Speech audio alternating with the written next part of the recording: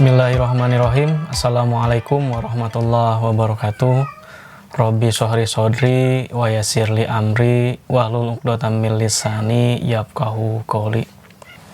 Alhamdulillahirabbil alamin. Pada kesempatan hari ini saya bisa menyampaikan pembelajaran daring yang pada kesempatan hari ini kita bisa melaksanakannya. Puji dan syukur semoga terlimpah curah kepada Allah Subhanahu wa taala yang telah memberikan kesehatan kepada kita bisa melaksanakan kegiatan pembelajaran hari ini. Shalawat beserta salam semoga terlimpah curah kepada baginda alam, yakni Habibana wa Nabiyana Muhammad sallallahu alaihi wasallam. Pada kesempatan hari ini saya akan menyampaikan pembelajaran yaitu materi pokok iman kepada malaikat-malaikat Allah. Materi pokok yaitu yang pertama makna beriman kepada malaikat Allah, yang kedua yaitu mengenal malaikat Allah dan tugas-tugasnya. Kompetensi inti menerima dan menjalankan ajaran agama yang dianutnya, menunjukkan perilaku jujur, disiplin, tanggung jawab, santun, peduli, dan percaya diri dalam berinteraksi dengan keluarga, teman, dan guru. Anak-anakku sekalian, marilah kita masuk ke dalam materi pembelajaran yang sudah Bapak kirimkan dalam video tersebut. Yang pertama, makna beriman kepada malaikat Allah. Malaikat adalah makhluk gaib yang diciptakan Allah Subhanahu wa taala dari nur atau cahaya. Iman kepada malaikat artinya meyakini dengan sepenuh hati bahwa Allah Subhanahu wa taala telah menciptakan malaikat. Iman kepada malaikat termasuk rukun iman yang kedua. Malaikat diciptakan khusus untuk melaksanakan perintah Allah Subhanahu wa taala.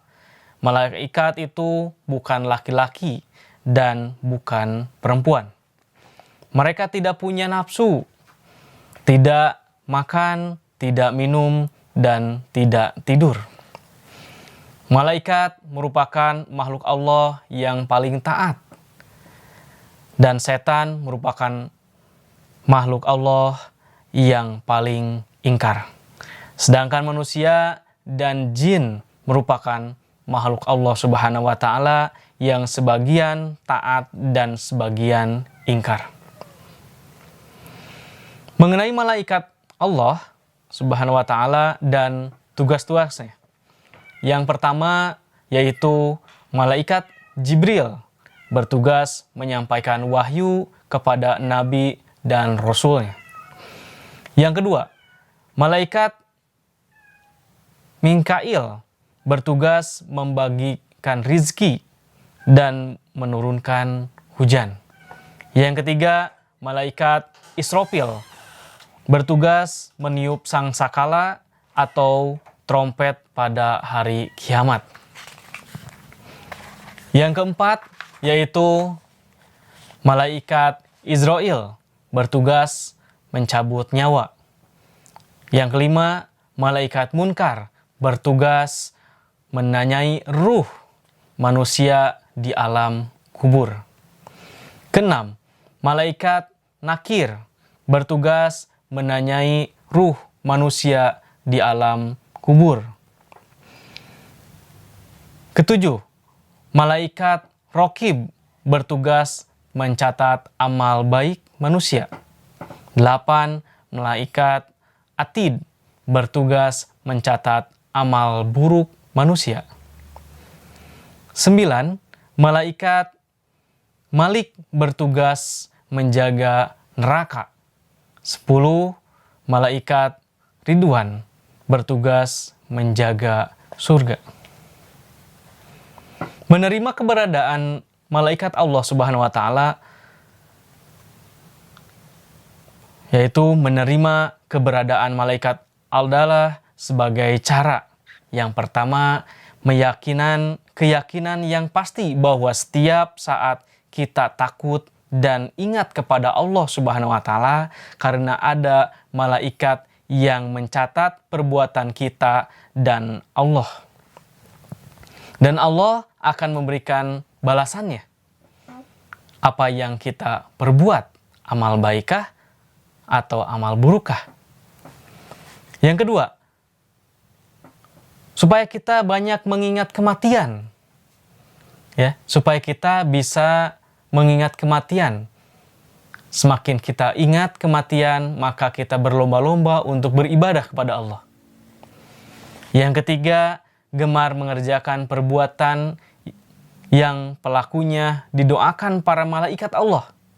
Misalnya, menuntut ilmu, mengunjungi para saudara dan sahabat, tidur dalam keadaan suci, dan memilih barisan paling depan dalam sholat berjamaah. Perilaku yang mencerminkan keimanan kepada malaikat Allah, yaitu yang pertama, suka sedekah. Yang kedua, gemar menjalankan perintah-perintah Allah dan meninggalkan larangan-larangan Allah. Pendekatan model dan metode pendekatan yaitu scientific. Modelnya inquiry learning. Yang ketiga, metode tanya jawab dan diskusi pemberian tugas. Sekian materi mengenai malaikat Allah. Ya, semoga anak-anak sekalian bisa memahami apa yang saya jelaskan. Terima kasih yang sudah memperhatikan video saya. Semoga kalian bisa memahaminya. Billahi taufik wal hidayah. Assalamualaikum warahmatullahi wabarakatuh.